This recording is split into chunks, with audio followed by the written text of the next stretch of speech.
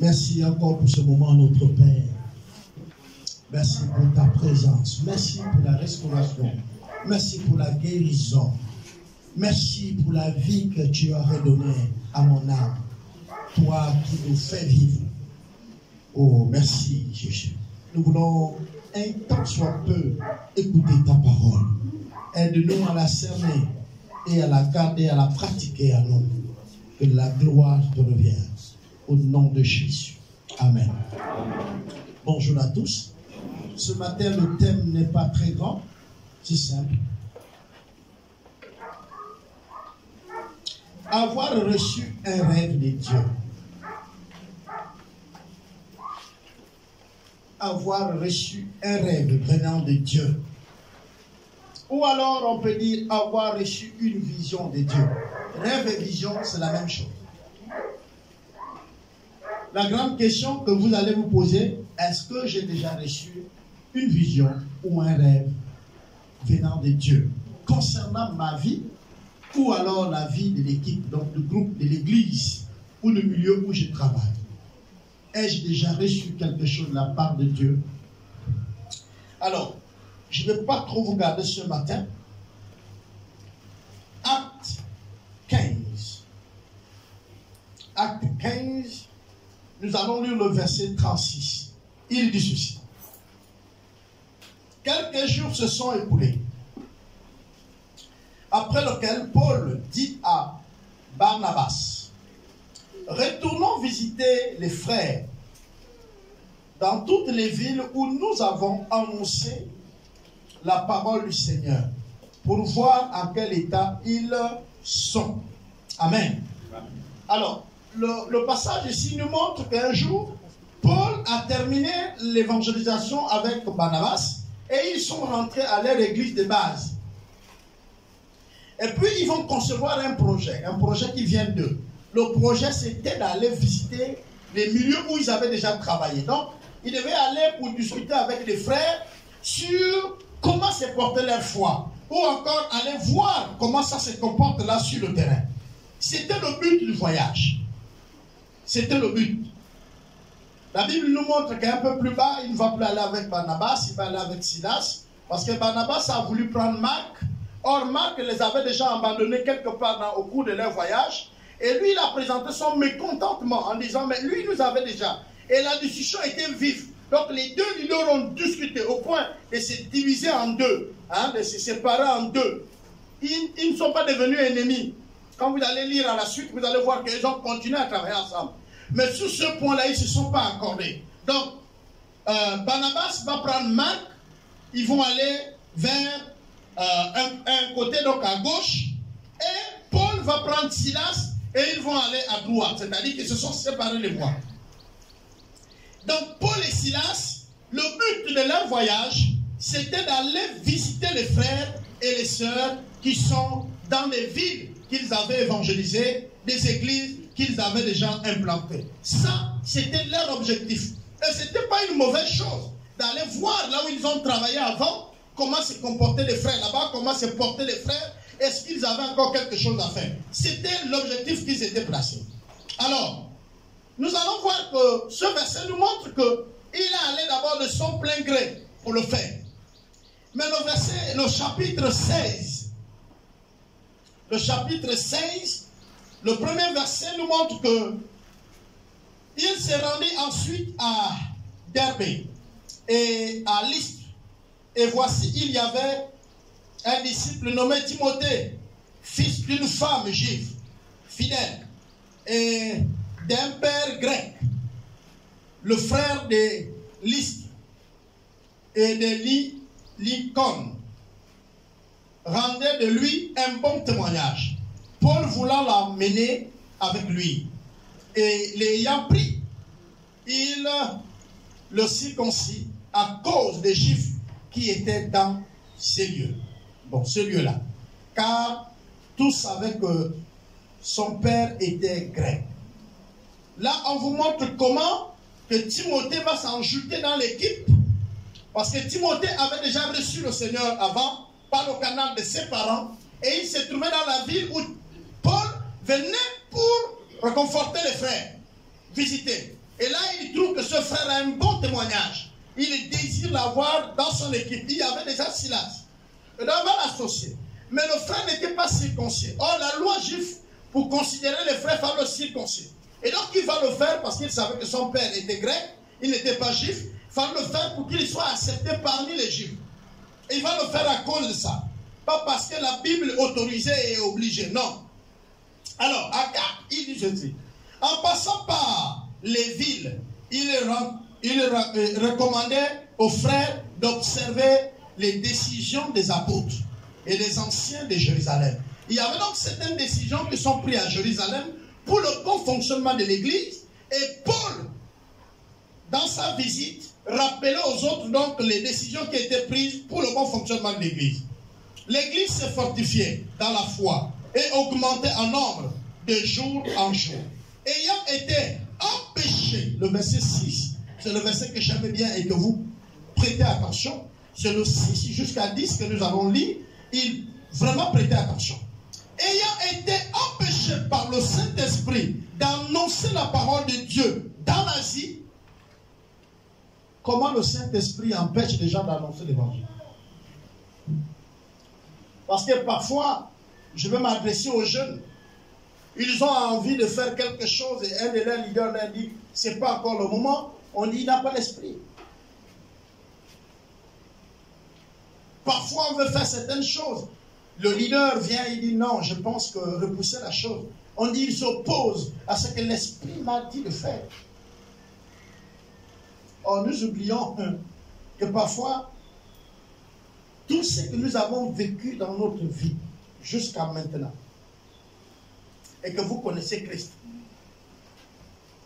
vous ne devez même pas avoir des rancœurs. Vous ne devez même pas avoir des rancœurs. Vous ne devez même pas avoir des gens que vous ne parlez pas avec eux. Parce qu'aucune chose ne vous arrive que Dieu le permet. Amen. Mais Dieu le permet pour une cause, parce qu'il sait là où il va vous amener. Parfois, c'est difficile à accepter. Parce qu'en tant qu'homme, on a notre regard, notre façon de voir. Mais je vous assure, il y a Dieu dedans. Hein? Je pense que ces Ivoiriens-là avaient compris qu'il y a Dieu dedans. Alléluia. Oui, il y a Dieu dedans. Parfois, c'est des circonstances graves. Mais Dieu est dedans. Ou alors Dieu va changer la situation. Quelqu'un, il crée la situation pour te nuire. Mais si tu te confies à l'Éternel, la situation change à ta faveur. J'étais dans les notes que j'ai prises aujourd'hui. Dieu est en train de me dire, toutes les difficultés que tu as, c'est l'opportunité de prier. Amen. Toutes les difficultés, sans exception, c'est l'opportunité pour toi de prier. Moi j'ai fait toute ma vie, sinon je vais dire toute ma carrière chrétienne, on me connaît plus par les critiques. C'est-à-dire, on me critique tellement que beaucoup de gens me connaissent à cause des critiques. Il y a des gens qui cherchent à me connaître parce qu'on m'a tellement critiqué chez eux, sans qu'ils me comprennent. Vous allez dire, c'est mauvais quand on te critique, n'est-ce pas? Oui. Mais on m'a fait connaître par les critiques. Je bâtis toute mon existence par les critiques.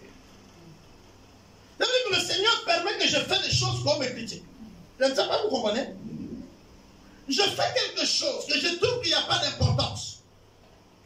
Mais ça embête quelqu'un. Vous savez, vous ne pouvez pas empêcher les critiques. Si vous donnez quelqu'un à boire, vous serez critiqué.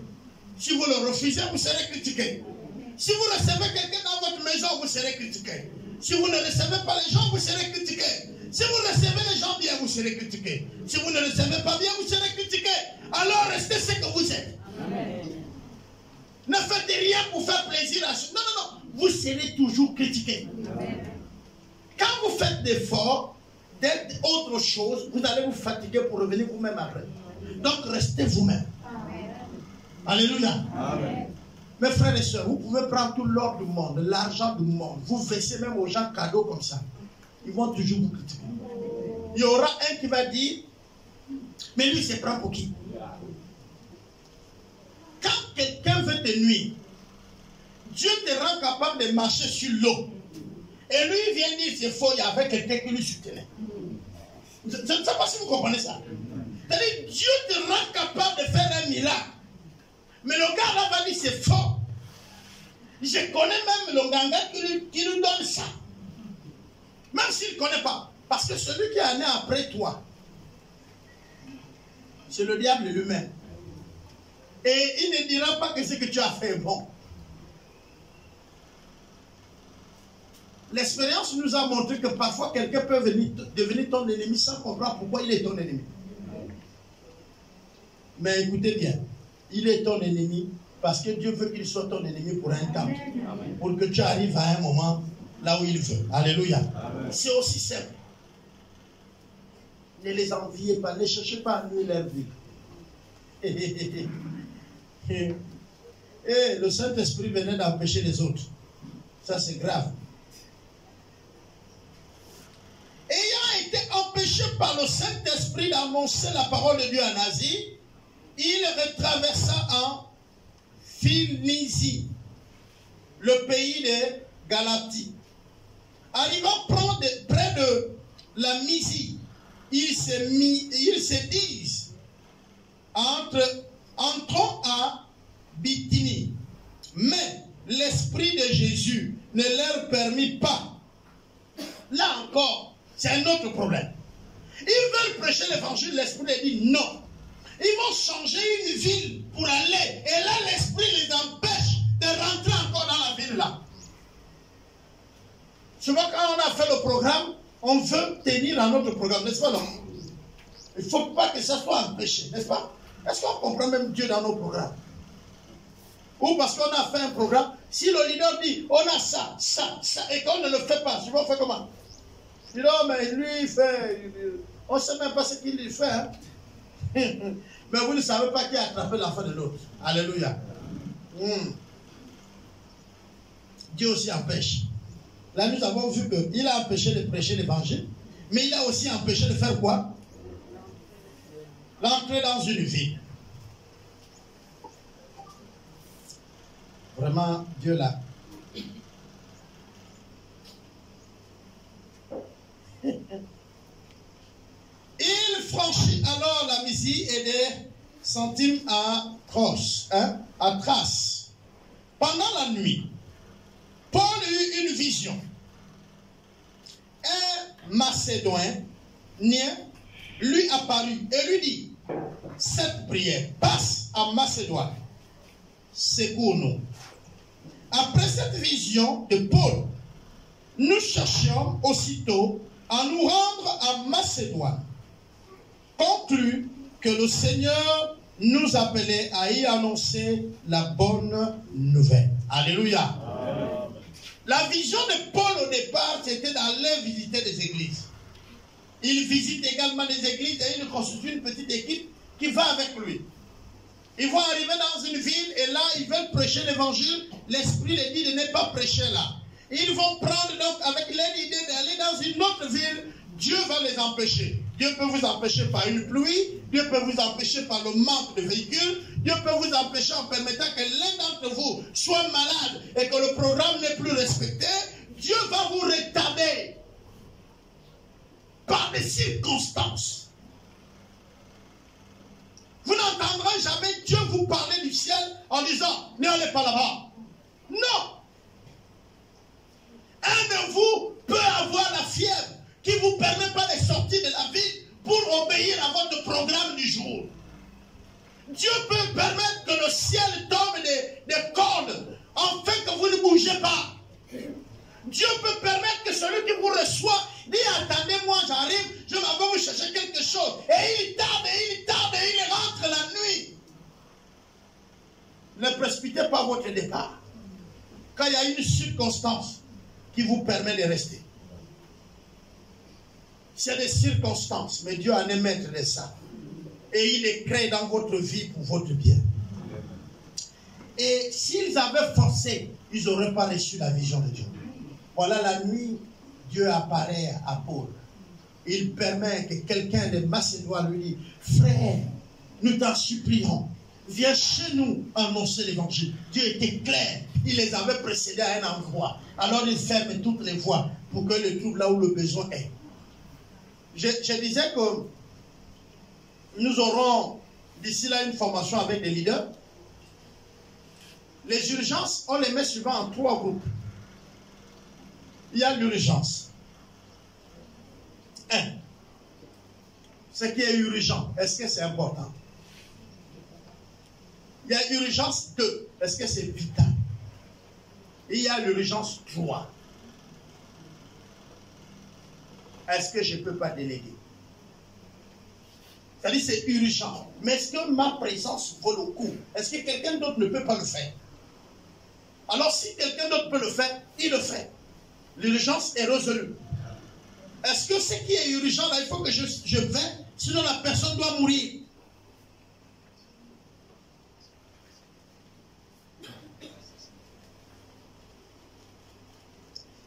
C'était urgent pour les Paul, ils ont fait un programme. Mais quand Dieu va les dire que c'est Macédoine, alors ils vont tout laisser abandonner, leur programme, tout ce qu'ils avaient, pour aller où? À Macédoine.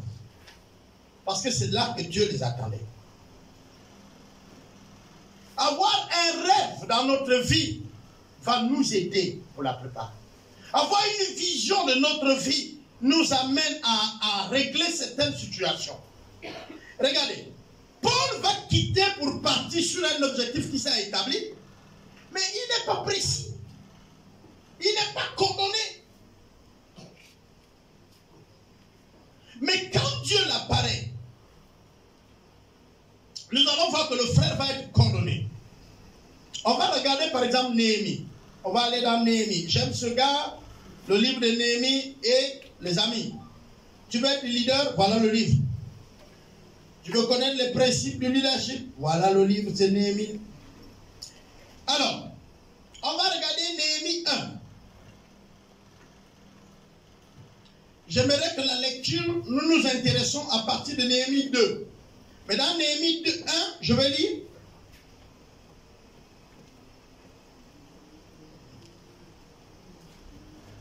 Le verset 1, on va d'abord lire là.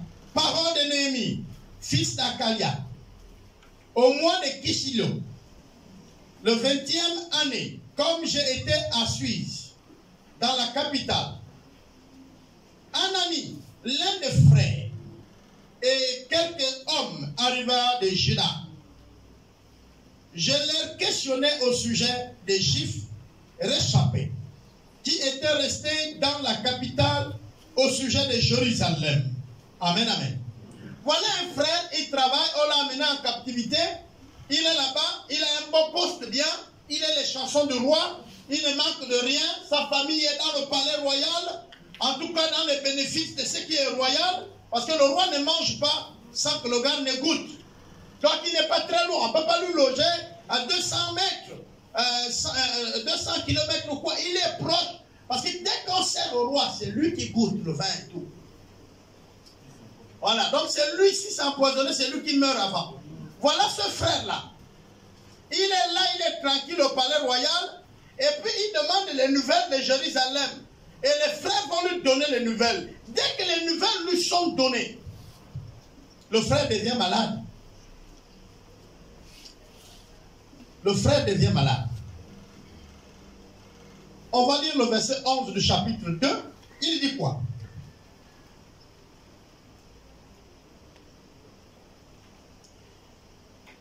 Je suis allé direct là où il était à Jérusalem. Il a reçu les informations de part des frères. Ce n'était pas bon. Il a commencé à se lamenter. Il a prié. Il a pris le temps du jeûne. Et puis, il a parlé avec le roi. Mais maintenant, regardez. Il est arrivé à Jérusalem. J'arrivais à Jérusalem et j'ai passé 3 jours. Après quoi? Donc il est resté d'abord assis 3 jours. Après quoi? Je me levais pendant la nuit avec quelques hommes, sans avoir dit à personne ce que mon Dieu m'avait mis à cœur. Vous comprenez ce que veut dire une vision? Un rêve. Ce que Dieu t'a mis à cœur de faire, c'est une vision. La vision, c'est un fardeau, une responsabilité à combler, à répondre. Tu es dans l'église, Dieu t'a donné quoi? Dans ta famille, tu sens qu'il y a un manquement où qu'il faut que tu combles. Tu sens le fardeau là où Tu vois ton rôle où, tu vois ta place où, le poids pèse où. J'ai l'habitude de dire, si tu rentres dans l'église et que la première chose que tu vois, c'est les chaises qui sont sales, alors ta place, c'est de nettoyer les chaises. Si tu rentres, la première chose, c'est que même la louange te dérange. Les autres dansent, prient, pleurent. Toi, tu sens que non, le chant n'est pas accordé. Ta place, c'est là-bas. Parce qu'on t'attend là-bas pour accorder ça. Je ne sais pas si on se comprend. Quand nos frères arrivent, vous allez le lire de 6 à 10. Néhémie, vous allez lire de 11 à 17 et même le 18. Je vais m'en passer la lecture. Néhémie 2. Vous pouvez lire le chapitre 1. Vous avez le chapitre 2. 11 à 18. Vous faites la lecture. Néhémie va faire quoi? Il a le fardeau après qu'il a l'information par les frères. Il va prier. Il va demander à Dieu de l'orienter. Il va discuter avec le roi. Le roi va lui donner certaines garanties. Il arrive à Jérusalem. Mais il ne parle à personne. La Bible dit qu'il sortait de nuit pour constater le dégât. Après qu'il a constaté, il est revenu à la maison. Et là, il a établi les buts et les objectifs. Il savait déjà le bois et le ciment qu'il faut qu'il demande au roi. Pour répondre à quoi? Au fardeau qu'il avait. Le fardeau qu'il avait dans son être. Il avait une responsabilité. Il voyait les frères de Jérusalem exposés à la mort. Quand vous allez lire cette histoire, vous allez voir qu'il y a aussi des ennemis de la vision. Quand tu as une vision, tu auras des ennemis de l'intérieur comme à l'extérieur. Tu auras des ennemis. Il y aura des gens qui vont te dire, frère, tu as vraiment vu. Vous savez, quand le diable s'est approché, il a dit à Ève, vraiment le fruit là, le beau fruit là, vous ne mangez pas ça. Non, Dieu a dit qu'on ne doit même pas toucher. Il dit, mais pourquoi? Il dit, mais si on mange, on meurt. Il dit, oh, vous n'allez pas mourir. Vous allez voir clair. Vous allez voir comme Dieu. C'est ce qui l'empêche que vous voyez. Hein, on vous a déjà dit les choses comme ça. Et puis vous avez fait. Et vous connaissez la conséquence. Vous êtes là-dessus aujourd'hui. Fais l'école, ma fille. Fais l'école, mon fils. Laisse le sexe. Tu vas là-bas à l'intérieur. Dès que tu es allé avec un homme, 2, 3, c'est un enfant qui va se suivre. Et de l'enfant en enfant, tu verras. L'école va s'écouler. Et puis, vous savez, les dragueurs, c'est les démons. Oui. C'est des flatteurs. Ils sont séducteurs. Satan les inspire. Le regard s'approche. Et ces gars-là détournent même les chrétiens. Il dit, ça c'est rien. D'ailleurs, je suis prêt à t'épouser là maintenant. Parce que j'ai tourné dans le monde entier. Je n'ai rien vu. Il n'y a que toi. Beauté soleil. Là, il est en train de t'amener dans la nuit comme tu es soleil. Toi aussi, ah, vous connaissez l'histoire du maître corbeau et le renard. Toi aussi, ah bon? Oui. Je pense que c'est qui va te dire que tu es belle. Donc ta mère, ton père vont t'appeler chaque matin pour dire tu es belle, hein, tu as le numéro de tes frères. Ils le savent. Oh, mais c'est lui qui est venu me dire que je suis belle. Oh, ok, il n'y a pas de problème. Un bébé, 2 bébés, tu n'as plus les mêmes formes. Ah oui. Et vous savez, le travail d'une grossesse, ça t'empêche d'aller à l'école, ça te fatigue. Tu regardes le tableau, tu vois 4. Tu as envie de... Dès que tu es assis, tu regardes le tableau, il y a un manguier derrière, il y a les mangues. Le bébé dit, lui, il veut manger. Dis-moi, quelle leçon tu vas écouter? Pendant ce temps, le gars là, il fait ses études tranquille. D'abord, il peut même dire que c'est pas sa grossesse, même si c'est le premier homme que tu connais le seul. Il peut dire que c'est pas sa grossesse, parce qu'il sait qu'après 18 ans, il reviendra reconnaître l'enfant même en classe de terminale. Et vous-même, vous allez lui aider. Parce que c'est même vous qui lui donnez le numéro de l'enfant. Au détriment de vos parents. Et c'est vous qui venez encore nous voir, les parents, pour dire, il veut voir, c'est quand même son enfant, c'est vous. Et donc, Ici, vous voyez, il y avait ces gars-là. Ils sont là. Des détracteurs de l'intérieur, de l'extérieur. Et ils vont te dire, non frère, tu sais, là je m'engage là, je prends ma famille. Hein. Est-ce que tu as vu Dieu? Dis-nous, Dieu t'avait vraiment parlé? Parce qu'être leader là, vous ne savez pas, il y a les nuits blanches. Je cherche les gens qui vont m'accompagner. Venez, venez. Dieu nous appelle tous aujourd'hui. La semaine passée, je vous ai parlé de la vocation. Je vous ai dit, nous tous nous sommes appelés, seulement chacun a rempli une tâche bien précise. La semaine là-bas, je vous avais parlé aussi d'un sujet, mais aujourd'hui, je vous parle de ça. Et je voudrais terminer tout de suite à 45. Alors, une des choses que nous devons comprendre, c'est quoi? Si tu n'as pas de rêve, tu serais dans le rêve de quelqu'un d'autre. Si tu n'as pas de vision, tu vas travailler dans la vision des autres. C'est pourquoi j'ai l'habitude de dire au Gabon, la plupart des jeunes font l'école, ils deviennent ce qu'ils ont envie de devenir, mais ils ne créent rien. Ils veulent travailler dans les entreprises qui existent. La vision t'amène à laver les voitures. Parce que tu sais que la fin, ce n'est pas les voitures. La vision t'amène à planter l'oseille derrière la maison. Parce qu'il te faut les fonds pour commencer.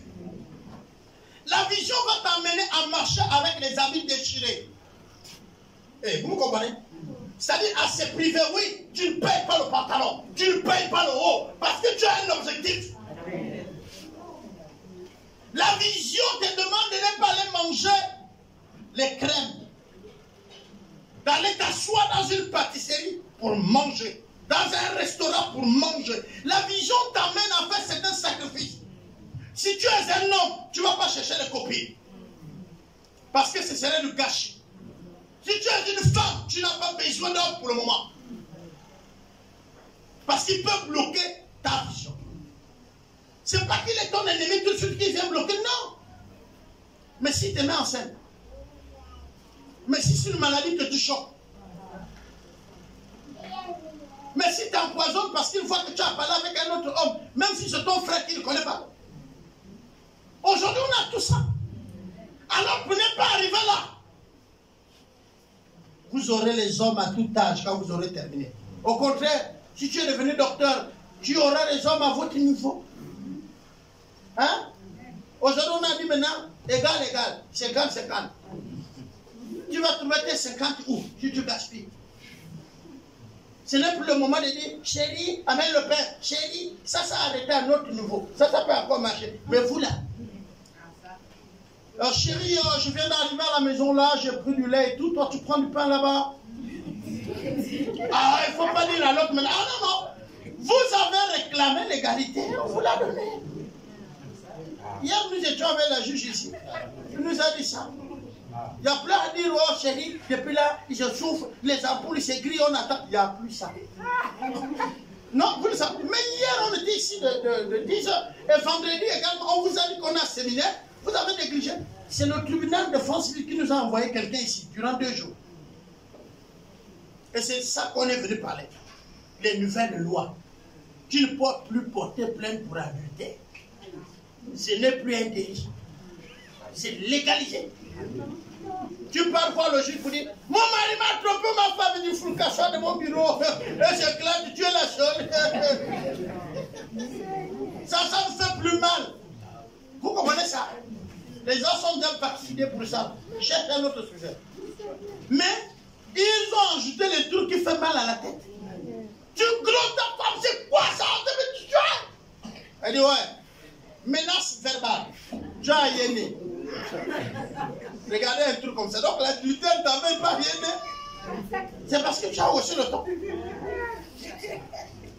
On appelle ça violence verbale. Ou encore verbale. Et là tu es parti, frère. 3 mois de correction. Et puis tu ressors, c'est pas que tu divorces. Tu demandes le divorce, tu as déjà tort. Elle a droit à tout. Non seulement ça, c'est elle qui choisit en premier. Mais hier, nous, on a compris que non, mais c'était compliqué. Si les frères sont vigilants, maintenant vous payez les anciennes télé là. Elle peut pas prendre. Les télé bombées là, tu mets là. Dès quand tu vois, tu dis prends. Prends la série là, tu vas voir. Mais non. Parce qu'on a également montré qu'aujourd'hui, il y a plus de divorces. Et c'est les femmes qui demandent parce que la plupart se mariaient avec des calculs. Ils rentrent dans la maison. Quand ils sont copines, ils regardent, ils disent, wow, lui là, je le frappe un truc, il ne va pas comprendre. C'est pourquoi il faut bien réfléchir sur les régimes.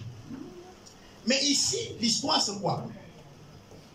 C'est que le frère a tout évalué. Pourquoi il est arrivé là? Regardez bien. Avoir un rêve nous donne un sens de vie. C'est-à-dire une manière de vivre qui a une orientation. Quand tu sais que moi j'apprends pour être docteur, tu t'assois un moment, tu regardes la classe où tu es, tu calcules les années là, tu comprends que pour être docteur, c'est dans 7 ans ou dans 10 ans. Dans 10 ans là, il ne faut pas que je double. Alors, on est d'accord? J'aurai tel âge. Si je double, je ne peux plus faire le doctorat parce que j'aurai tel âge. Tu t'informes sur les conditions pour avoir le doctorat et à quel âge. C'est pourquoi Néhémie s'est informé.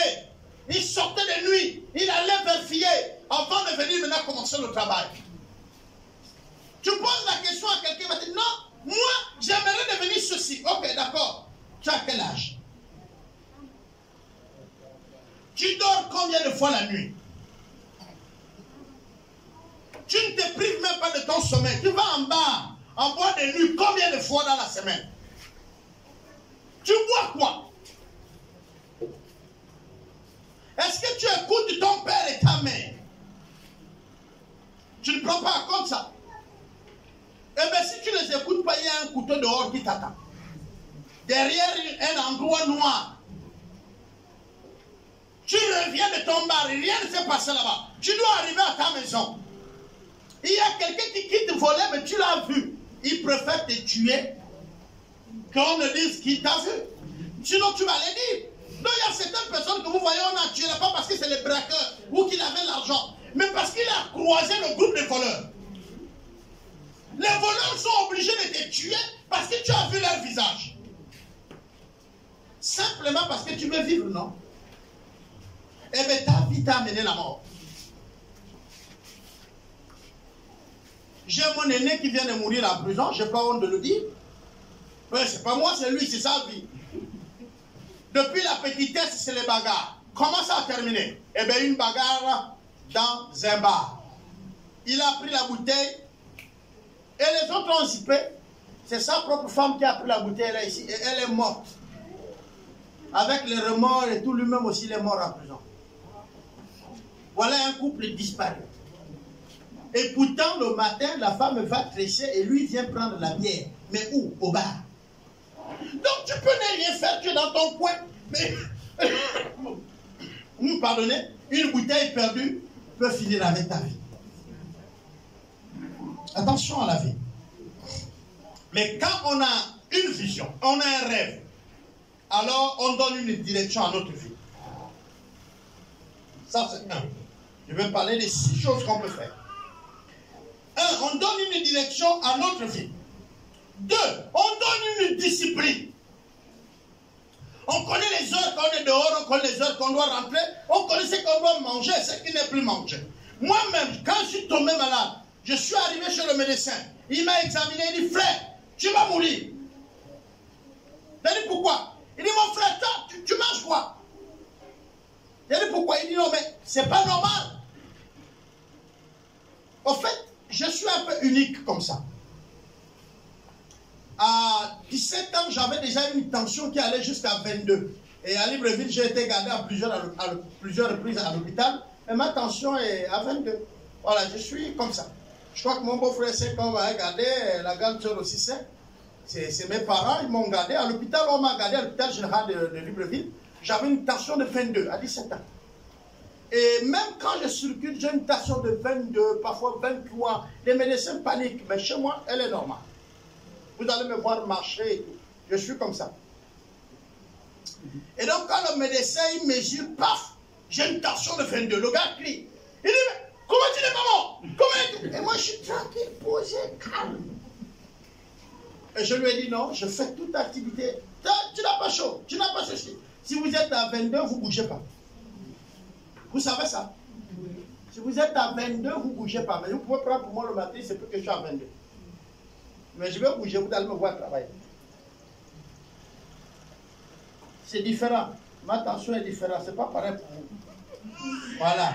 Moi, on a fait les analyses, on m'a branché aux appareils. Et puis la conclusion du médecin dit, ne prends pas les produits de la tension. Toi, tu es un extraterrestre. Pour toi, c'est bizarre. Donc, je suis un cas un peu, on ne sait pas comment Dieu a fait, mais laissez ça comme ça.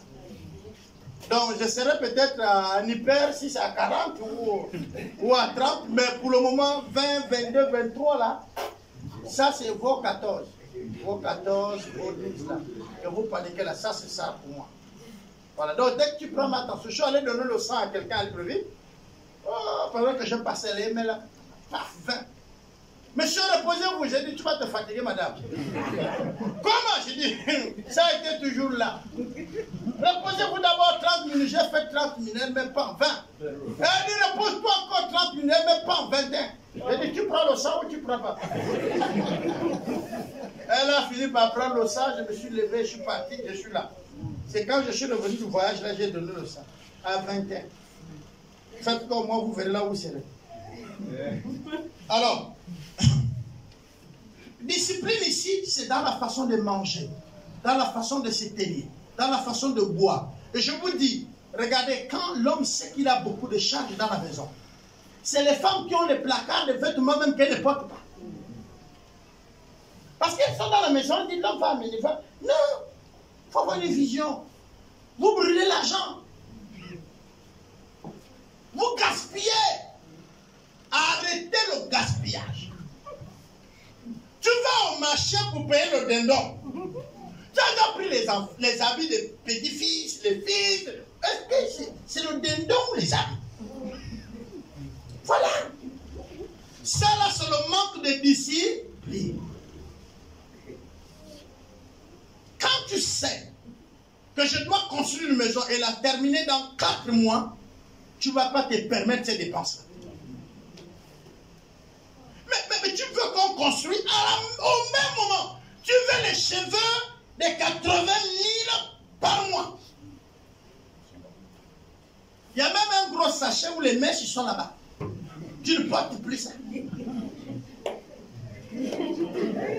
Non, c'est du gâchis. C'est le manque de discipline. Vous pouvez regarder la vie de tous ceux qui ont reçu. Vous pouvez le voir avec le même pan tourné, le même haut, il va le changer au moment opportun. Les frères, je viens de faire une expérience. Pendant que je voyageais, ma femme et moi on a dit, oh, on met les habits. J'ai dit à ma femme, je veux voyager avec un pantalon, celui que je porte, et je reviendrai avec les habits. Oh, comment? Je dis, non, je n'amène rien. Elle est là, ma femme. Et puis on a fait mon sac et tout, on a mis juste les sous-vêtements. Et puis je suis parti, avec la tenue que j'avais. Ce que vous me voyez porter le matin là, ça vient de là-bas. À la maison, j'ai. Je devais intervenir quelque part. Les frères du Bénin sont allés me faire 3 tenues. J'ai porté une ici, le premier dimanche où j'étais arrivé. Il y a 2 autres, je ne les ai pas encore portées. Je les ai portées. Frère, tu vas intervenir. Il dit, les frères, j'ai amené une tenue. Non, tu es le prédicateur, ça c'est rien. On a pris les mesures. Le tailleur, c'est le pasteur. Oh oui, il a pris les mesures, papa, il a cousu. Dimanche tu prêches. Moi c'est alléluia. Mais il n'a pas cousu une. Il a cousu 3 à mon choix. Celle que je vais prêcher dimanche, je mets, le reste c'est pour moi. J'ai amené ma femme. Je suis arrivé à Libreville, ça c'est un fils qui avait prié là. Il dit, papa, je sais que tu aimes les wopagnes. J'ai dit, oh, mais je suis béni. Voilà quelqu'un qui est parti avec une seule tenue. Il est revenu avec moi. Et je sais que la plupart qui ont 3 pantalons, 2, 4, s'ils ont abusé, c'est 5, c'est les hommes. Même le placard du côté de l'homme, c'est rempli de vos choses. Sincèrement, la vérité, si vous-même vous partez là, vous prenez juste un petit temps, vous allez voir qu'il y a des choses qui ne sont pas importantes. On est d'accord, non? Voilà. Mais malheureusement, vous gardez.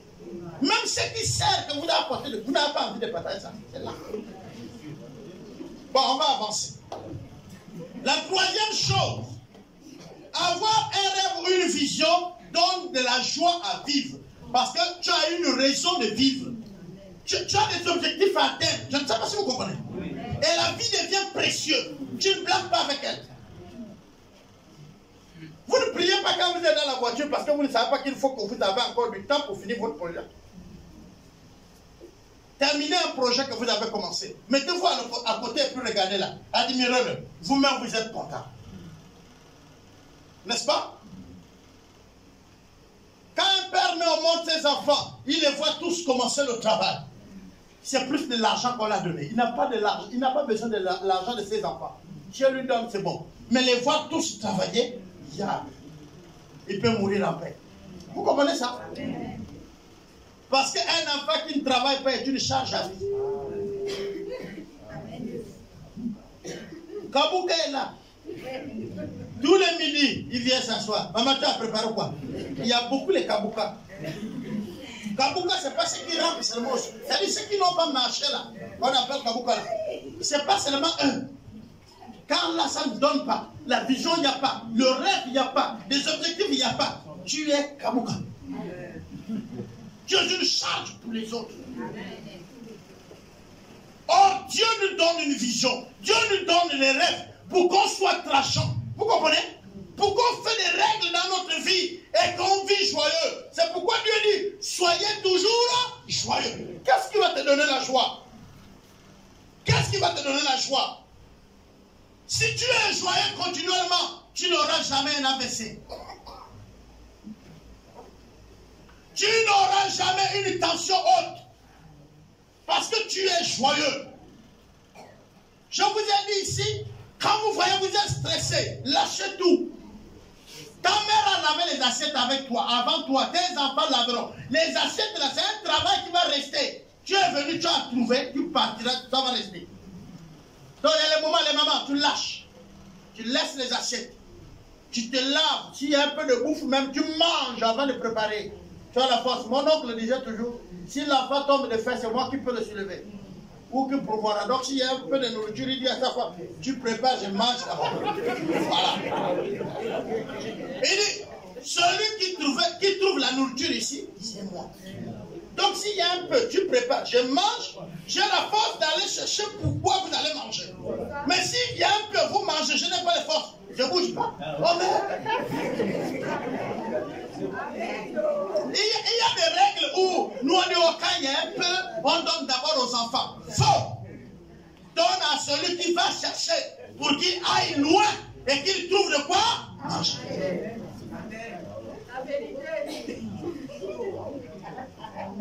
Un peu de nourriture. Oh, laisse ça pour les enfants. Quel enfant?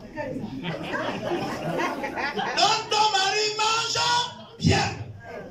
Et puis il vous trouve les solutions pour l'autre repas qui va vous suffire. Je crois ça, enfin. Tu les as vus avec qui? Il faut éviter ça. Arrêtez ça. Si vous faites dans les maisons, il faut arrêter. Je ne dis pas que continuez après m'écouter. Arrêtez. Regardez bien. La première part est pour Dieu, non? La première part qui sort de votre mamie appartient à votre mari. Vous savez ça? Mais c'est pas ce que vous faites. Vous donnez d'abord les enfants. Vous péchez tous les jours. Il faut confesser après. Pasteur, tu les prends en confession. Non, mais c'est pas normal. C'est pas normal. Le roi de votre maison, le maître de votre maison, c'est votre mari. Votre seigneur, c'est votre mari. Donc, les prémices lui appartiennent. La dîme, c'est pour lui. Tu enlèves, tu donnes d'abord. Et mange.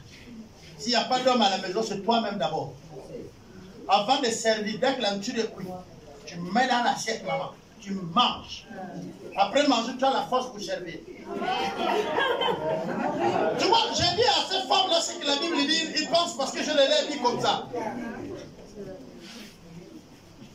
Il arrivait le moment où ma mère, quand elle savait que la nature était peu, elle avait son manioc à côté. Quand elle nous met dans les assiettes, elle mange. Elle mange. Dès qu'elle a terminé de vous servir, elle est pleine. Vous pensez que les mamans là, vous dites que vous êtes plus intelligent qu'eux, non? Mais vous avez vu la stratégie. Vous vous donnez tout après, je vais aller manger ou mais tu as donné tout, non? Alors, la quatrième chose, quand on a une vision, on a un esprit d'unité ou de coopération ou encore d'équipe, on sait qu'on dépend des autres. Est-ce que vous comprenez? Quand on a une vision, on respecte son partenaire, son mari, sa femme, parce qu'on sait qu'elle aussi a une importance pour qu'on arrive. Mais si on n'a pas une vision là, tu prends l'argent, tu gaspilles, non? C'est déjà un manque de respect à l'autre. C'est un manque de respect de gaspiller l'argent de la maison sans associer ton partenaire. Mais quand tu sais que ça, c'est pour investir, pour que ça fasse ça demain, on construit une maison qu'on va faire louer. Alors vous allez, cet esprit d'équipe va être là. Chérie, oui, on fait comment? On vient d'avoir là. Est-ce que vous comprenez ça? Cette complicité-là, c'est quand on a une vision, quand on a un rêve.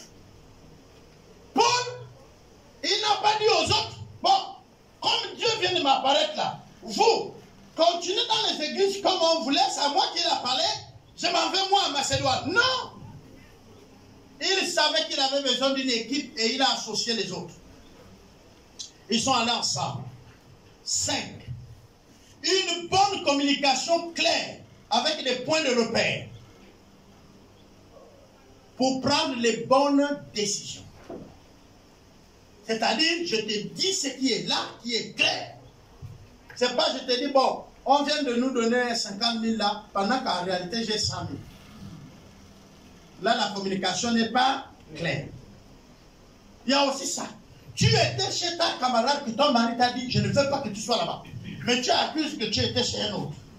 Ça, c'est pas clair. Tu pars au marché. Tu as déjà dévié pour aller ailleurs. Ça, c'est pas clair. Même si ces dirigeants sont appelés, rappelle ton mari, informe-lui. Ou rappelle ta femme, informe-lui. Mais ma femme peut-être était un peu embêtée. J'ai eu une réunion, même sur Zoom. Et pourtant, j'étais à des kilomètres. J'appelle ma femme pour dire, à telle heure, j'ai réunion sur Zoom. À telle heure, je vais rencontrer telle personne. Donc, je ne pourrai pas communiquer avec toi. N'est-ce pas, ma femme? Et on communiquait comme ça. Elle savait que de telle heure à telle heure, elle ne va pas appeler. Parce que très souvent, tu as une réunion. Tu n'as pas dit à la femme. Et puis elle t'appelle. C'est quoi? Je suis en réunion. Mais est-ce que tu l'avais dit que tu as réunion? C'est quoi? Tu n'as pas vu que je suis au travail? Mais frère, est-ce que tu l'as dit? Si elle disait, oui, quand tu vas venir prendre le c'est quoi avec les maniocs? Je suis en réunion. Après ta réunion, tu vas manger quoi? Elle te prévient que fini la réunion. En passant, prends le manioc pour te fortifier. Et toi, tu veux le... Écoutez, vous voyez, U est comme ça, non? Sans le manioc, il est droit. U que vous voyez là, comme ça. Sans le manioc, il est droit. La fin le redresse. Vous ne savez pas les manifestations de la faim. 6e, cela nous donne comment résoudre les problèmes. Comment voir des problèmes comme des opportunités. C'est quand on a un rêve, on a une vision. Les difficultés là ne viennent plus comme problème. Tu es là, papa est là. Tu l'appelles, papa tu es un menuisier, viens, trace là, il trace. Il te dit, bon, on a pris le compte plaqué là où ça manque. Là, on a besoin de 12 000 pour compléter ça. C'est un pronom qu'on veut te mettre, non? Mais dans ta tête, bon, j'ai encore dans mon compte là-bas. Est-ce que vous voyez? Tu crées là où tu vas aller trouver des solutions. Et demain, quand il vient travailler, les solutions sont trouvées. Mais je vous assure, si vous n'avez pas une vision, si vous n'avez pas un rêve, même construire une maison de 6 mètres carrés devient compliqué. Ou tu as un rêve, mais l'autre qui est avec toi n'est pas le même rêve. Lui, il a plusieurs. Vous savez, la division, c'est quoi? C'est quand il y a 10 visions, 10 rêves. dans votre maison, ça devient division. C'est-à-dire, tu rêves bien manger, tu rêves bien t'habiller, tu rêves. Hein non? Non, rêve une chose d'abord. Et dès que tu termines ça, tu peux aller à l'autre. Amen, amen. Je voudrais donc terminer en disant, il est nécessaire pour nous d'avoir une vision qui nous vient du Seigneur. Cette vision nous aidera à avancer dans notre propre vie, mais aussi avec le Seigneur. Amen, amen. Amen. Prions un instant. Seigneur,